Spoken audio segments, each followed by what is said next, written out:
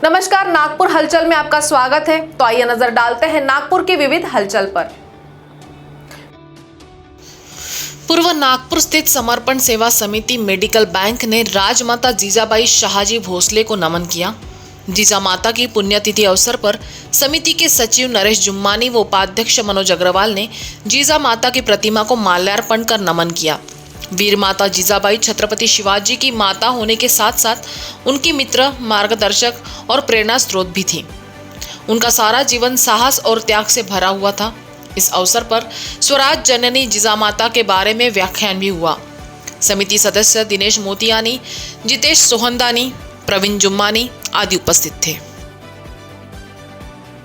दक्षिण मध्य क्षेत्र सांस्कृतिक केंद्र नागपुर द्वारा राजमाता जिजाऊ की पुण्यतिथि के उपलक्ष्य में सांगीतिक कार्यक्रम जिजाऊ गीतायन का आयोजन किया गया। इस कार्यक्रम का प्रसारण दक्षिण मध्य क्षेत्र सांस्कृतिक केंद्र नागपुर के चैनल पर किया गया। इस कार्यक्रम को 169 से अधिक दर्शकों ने देखा और सराहा। राजमाता जिजाऊ को नमन करते हुए कार्यक्रम का प्रारंभ जिजाऊ वंदना से हुआ।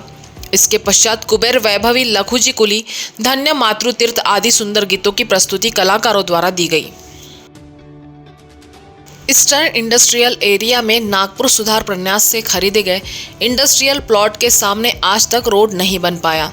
सन 1999 में एनआईटी ने plot number 453, 454, 455 eastern industrial area street scheme Chikhli layout में जवाहरलाल दरडा स्कूल से हरियम कोल्ड स्टोरेज व कलमना फायर ब्रिगेड के सामने का रोड आज तक नहीं बन पाया।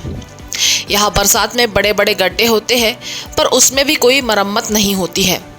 खराब सड़क के चलते स्थानीय लोग एवं व्यापारी परेशान हैं और प्रशासन से मदद की गुहार लगा रहे हैं। नागपुर ट्रैकर्स यूनिटी के अध्यक्ष कुक्कू मारवाह व पदाधिकारियों ने नागपुर ग्रामीण के आरटीओ बजरंग खरमाटे को ज्ञापन सौंपकर मांग की है कि नए जीआर के अनुसार जो रेडियम चार्ज 7,000 रुपये कर दिया गया है वो बहुत अधिक है। आरटीओ ने डीलरशिप का टेंडर भी एक ही कंपनी को दिया है। यदि यह टेंडर 4 कंपनियों को दिया जाए तो प्रतिस्पर्धा के चलते रेडियम के रेट कम होंगे और ट्रक मालिकों को सहूलियत होगी। प्रतिनिधि मंडल में महासचिव राजेंद्र सिंह सैनी, जसवंत शर्मा, पप्पू गोत्रा, गुरदयाल सिंह पड्डा आदि शामिल थे।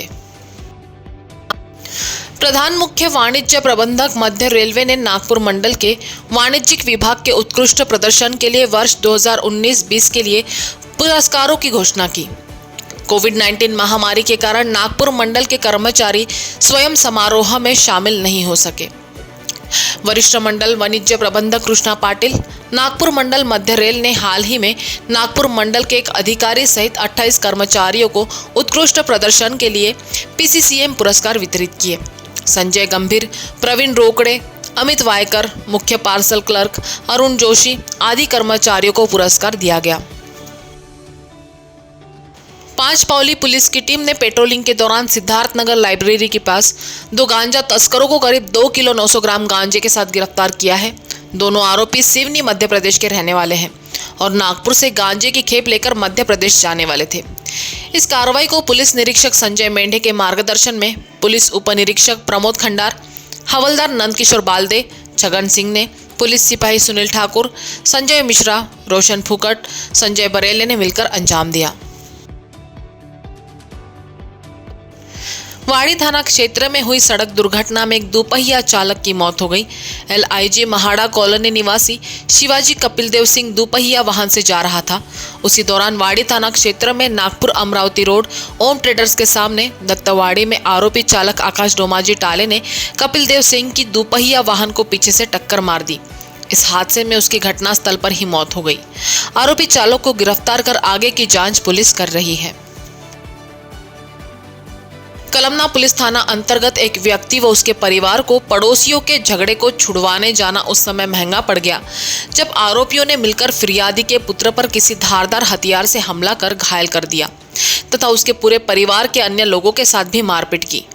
फिरियादी विलास बाबूराव प्रांजले की शिकायत के बाद आरोपियों के खिलाफ भारतीय दंड विधान की संबंधित धाराओं के तहत मामला दर्ज किया गया है और कलमना पुलिस ने जांच प्रक्रिया प्रारंभ कर दी है।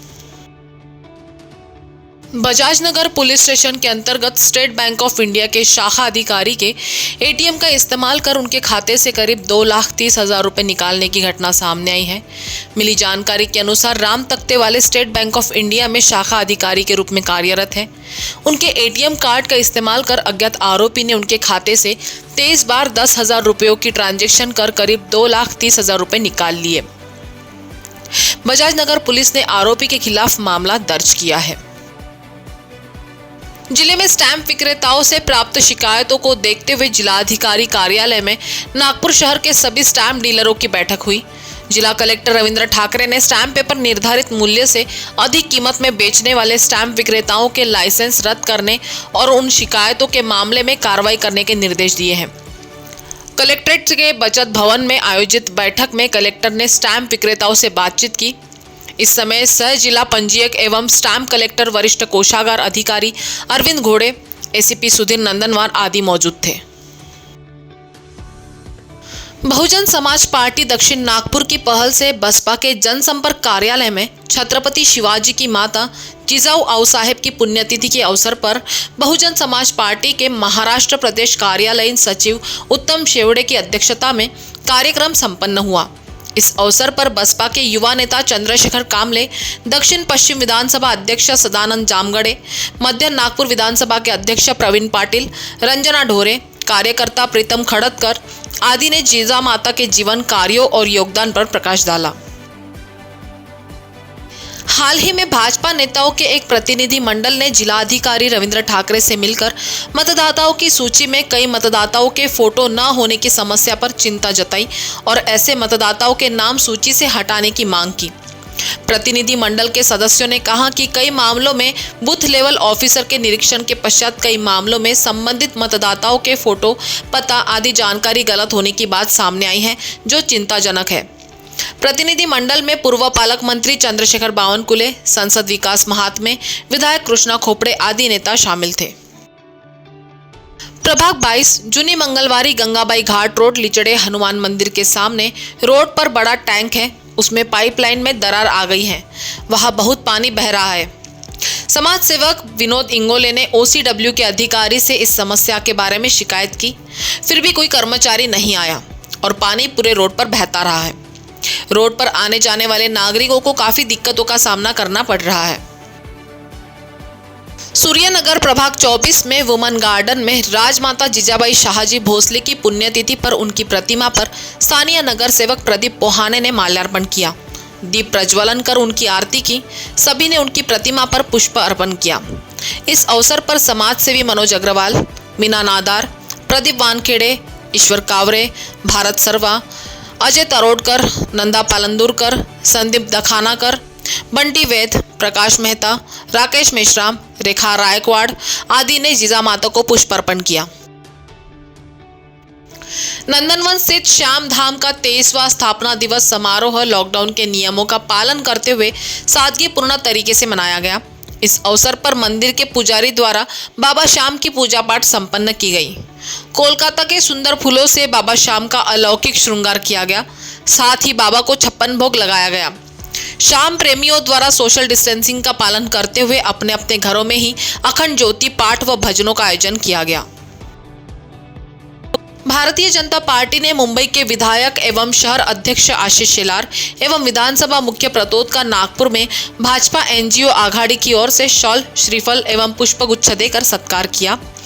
इस अवसर पर भाजपा विधायक गिरीश व्यास, पूर्व नागपुर के विधायक कृष्णा खोपड़े, पूर्व नगर सेवक एडवोकेट धर्मपाल मेश्राम, डॉक्टर कोटेकर, संजय भेंडे, नरेश जुम्मानी, जितेश सोहदानी एवं भारतीय जनता पार्टी के कई वरिष्ठ पदाधिकारीगण उपस्थित थे।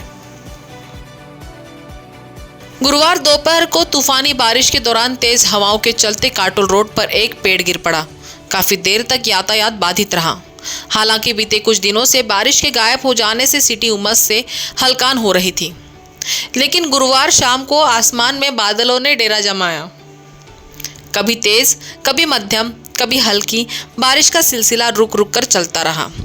हालांकि उमस से राहत मिली है, वहीं दूसरी ओर निचले हिस्सों में पानी जमा होने के कई मामले भी सामने आ रहे हैं। ZRUCC सदस्य वसंत पालीवाल द्वारा मंडल रेल प्रबंधक रुचा खरे एवं वरिष्ठ मंडल वाणिज्य प्रबंधक कृष्णाय पाटिल को पुलगांव आरवी बड़ी लाइन में परिवर्तन करने के लिए आवेदन दिया गया। इस वक्त DRUCC सदस्य मीनाक्षी खुरसंगे और चिंतामण खुरसंगे पांडुरना निवासी उपस्थित थे। पुलगांव आरवी छोटी लाइन जो कि ब्रिटिश के जमाने से चालू थी और आज कई वर्षों से यह लाइन बंद पड़ी है। सामान्य जनता को बहुत परेशानी हो रही है, इसलिए पुलगांव आरवी छोटी लाइन के लिए स्थानीय जनप्रतिनिधियों ने ज्ञापन सौंपकर समस्या हल करने का आह्वान किया है। नागपुर शहर में हरित क्षेत्र को बढ़ाने के लिए बड़े पैमाने पर वृक्षारोपण की आवश्यकता है। खासकर पूर्व नागपुर और उत्तर नागपुर में पेड़ लगाकर नागरिकों को प्रदूषण से मुक्त कराना जरूरी है। इसके लिए नागपुर नगर निगम प्रशासन विशेष प्रयास करे, ऐसे स्पष्ट निर्देश मेयर दयाशंकर तिवारी ने दिए हैं। नागपुर में हरित क्षेत्र का विस्तार करने के लिए राष्ट्रीय स्वच्छ वायु कार्यक्रम के तहत 5 परियोजनाओं और 15वें वित्त आयोग अनुदान के तहत एक 13 सूत्री कार्यक्रम की योजना बनाई गई है। इसके मद्देनजर मेयर दयाशंकर तिवारी द्वारा अनुमोदित परियोजना की समीक्षा की गई। स्मार्ट कॉटन प्रकल्प अंतर्गत ग्राम पंचायत सावरगांव में जिला परिषद सदस्य सावरगांव देविका बोड़के के हाथों अंकुर 3028 बीज वितरित किए गए।